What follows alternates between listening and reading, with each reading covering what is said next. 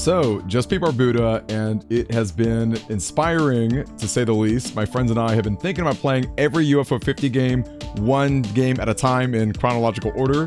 Barbuta did come out in 1982, the first game on the UFO 50 system, and I think that this game really sets the tone for what I expect out of UFO 50, right? The first thing you hear, or maybe the first thing you think of when you hear about the 50 games in one kind of setup, is that, okay, they're probably cheap little mini games like Action 52, right? Like a bunch of games that are, you know, maybe cute for 5 minutes, but don't really have the legs, the distance. If you think about like board games, right? You know, there are so many 50-in-1 board game compilations that are basically all hot trash. Well, Barbuta, I think, again, sets the tone in such an interesting and great way, because this is a game that is very simple. There's only 2 buttons. They're really replicating that feeling of a game way back in the 80s, in that there's no music, very minimal sound effects. There, in fact, is no flashing animation or even a sound or anything for when you damage an enemy, so you don't really know if you're dealing damage to things until you kill them.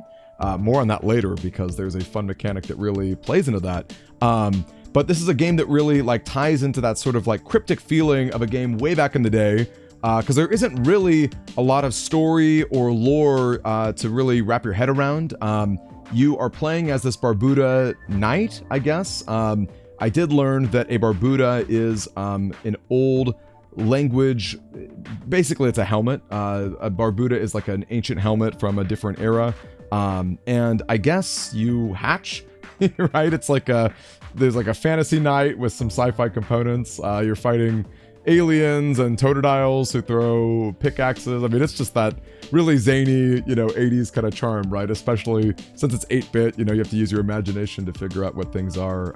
And on the note of it being kind of cryptic, simple, but also cryptic at the same time, you know, there are a lot of little tricks that the game will hint at. You'll find NPCs that'll tell you something, but again, in a cryptic way.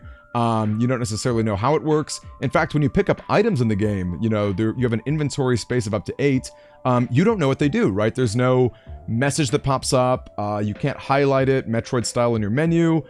So really through trial and error, you have to figure it out. And not all the items are really obvious. Like when we first got the parasol or umbrella, we were thinking, oh, maybe that'll help you kind of do floatier jumps. You know, it seemed like there were a lot of platforming options in the game that didn't really have... you know, you can't just make straight up, right? You need like a little extra boost for it. That was not the case.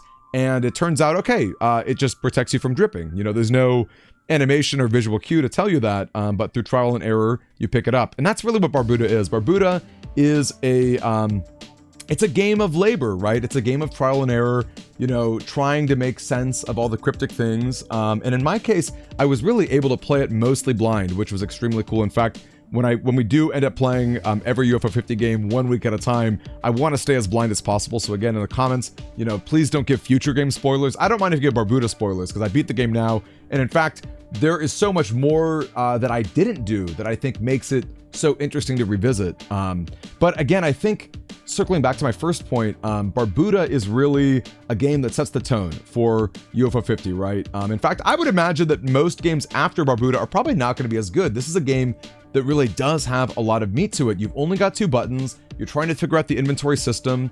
And it's really just a game of pure discovery and the joy that comes with, you know, every little bit of discovery. In fact, I would have loved it if playing this game, you know, I was able to maybe, you know, chat with people who are also on it, who are not looking up spoilers and are just kind of like, you know, phoning in, hey, you know, pray by the battle altar, I figured that out, or, oh, I figured out the lever. Still don't know how to do the lever. If you know how to do the lever, please let me know. I'm super curious. But yeah, it's a game that takes advantage, I think, of being old. There's a lot of forgiving qualities that we can give to it. You know, we don't need the music. It's fun to just sort of like whisk yourself back into the world of, you know, no internet answers. That is really a lot of fun. I think what's also interesting too is the addition of this skull. It follows you around. It's never really explained what the deal is. If it touches you, you will lose all of your lives in one fell swoop, okay? It just instantly vaporizes you, so it's very scary. But the nice news is, there's 2 things that are nice, actually. One is that you can see it on the map, so if you're paying attention to the map, you can kind of like prep yourself for it, and you won't just get jump scared, although I often got jump scared. That was always a lot of fun. But two, because it takes a minute to sort of like load in and it doesn't move at the fastest pace, it's not so hard to like backtrack back and run away from it, right? So even though it's a really scary thing that does have a real consequence, a complete and utter game over when it touches you, it's not nearly as punishing as it could be, which I think is a perfect balance. I don't even know if you can kill it. Again, if you can kill it, let me know. I'm extremely curious. Again, the game does not have a hit animation for when, you know, you do strike it or hit it with a wand or anything, right? So, who knows, right? Who knows? And it's way too scary to find out, because the amount of effort and the work that you put into your run to get like your better gear and like maybe a better item, you know, you're risking everything like when you go to take it on. But yeah, it's a really interesting thing to see it on the map too. And in fact, when you first boot up the game, there's this like weird, you know, you're trying to figure out like which of these two markers are you, because it feels like whatever, you know, that red beeping thing is, it's not just moving around randomly. In fact, my friends and I seem to think that you can actually tell like where certain like secret rooms might be based off the movement. It doesn't seem like it's dishonest. It feels like the skull is honest. It feels like the skull is only ever able to move in one direction, you know, based off like we the player being able to move in that direction, which again is kind of cool, right? If you're paying close attention to the map and maybe you got your graph paper, I really wish that I did. My friend did, posted this great image, which I thought was so cool. And it's fun to think, okay, wow, this whole top right corner area, we haven't even explored that side of the area. I wonder if it's even possible, right? I ended up, I think with 48 out of a potential 64. Who knows how many of the 64 are actually programmed in the game, but very, very cool. So yeah, it's kind of fun to think, okay, maybe there's an extra mechanic here of like, oh, the skull on the map, you know, if we pay attention to where it moves, you know, that might be able to tip us off in certain directions. Another cool thing about the game, money really matters, okay? This is not infinite rupees like Zelda 1. You know, finding your money is an extremely important thing. It turns out you basically don't need money, right? There are routes that you can do without it once you figure out certain tricks, but there also is like a hard money route, right? And a lot of the fun of like figuring the game out is realizing, oh, like that pin that I used to spend 200, you know, coins on, I can actually find that by piggybacking off of another item and finding out a different route, which is really cool. And again, really satisfying to figure out how to spend your money, which brings me to probably my favorite mechanic of the game. I mean, this skull might just be, but for joke's sake, I'm going to say, I think trash is so funny, right? Because again, you don't know what items do. There's no description, you know, you're not going to pause the game, pull up the menu, and the game's not going to sell out, this is junk, this is worthless, right? You know it's trash because you buy it from somebody for a very cheap price. Maybe there's some mechanic, right? In fact, because you can trade your sword for a fire wand, you know, I ostensibly thought throughout, you know, most of my playthrough that, hey, like, there might be another NPC who would trade trash for something valuable.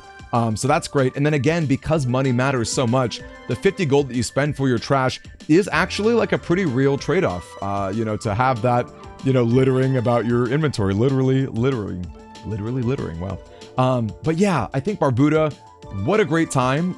This is definitely a game for someone with patience. If you are somebody who is impatient or likes to look things up, probably not going to be as much fun for you. But I, again, feel like this is the game that's really setting the tone for UFO 50. I love that the first game, you know, that was ever made, again, in big quotation marks, is something that has a lot of meat to it. I would have been really disappointed if this were just like, you know, starting off UFO 50 with like a Galaga game or something. Like, that would have been cool and it would have been fun, I'm sure. But, you know, this, I think, just has so much promise.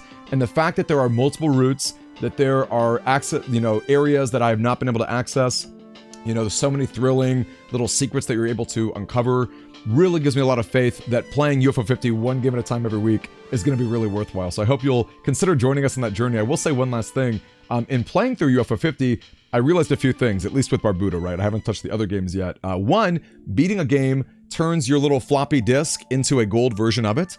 But as I was looking up the lore and kind of playing around on the main menu, I discovered that you can actually have a red version of your disc. There's a cherry run that you can do, which, you know, I kind of wish that I read ahead of time. I would have realized, okay, maybe this is why buying eggs is important. If you want to have maximum lives when you beat the final boss, you know, you unlock an extra achievement, but, you know, so be it. 1 out of 50, that's a good time to learn certain things like this.